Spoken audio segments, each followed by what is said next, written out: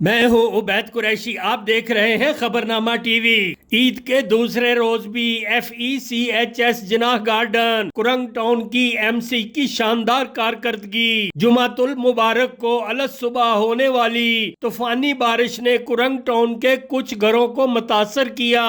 इतला मिलते ही MC के ओहदेदारान सदर खालिद महमूद, नायब सदर Shahid Malak, general secretary Wajid Naseem Shahi, secretary Raja Ejaz, finance secretary Mohammad Irfan Tariq, joint secretary one Chaudhry Zeeshan Gul, executive member Chaudhry Mohsin Gujjar, executive member Taimur Ali समेत दीगर ओहदेदारान ने मुतासरा जगहों का हंगामी दौरा किया। इस मौका पर चौधरी जहीर, खालिद सत्ती भी मौजूद थे। MC ओहदेदारान ने मुतासरा मकीनों से गुफ्तगू की। मकीनों ने मसाइल से आगाह किया। ओहदेदारान ने मसाइल जल्द अज जल्द हल कराने की यकीन दहानी कराई। देखते रहिए खबरनामा टीवी, पढ़ते रहिए खबरनामा मैगजीन। अक्कासी राजा साजिद, हमारा चैनल सब्सक्राइब करें। शुक्रिया।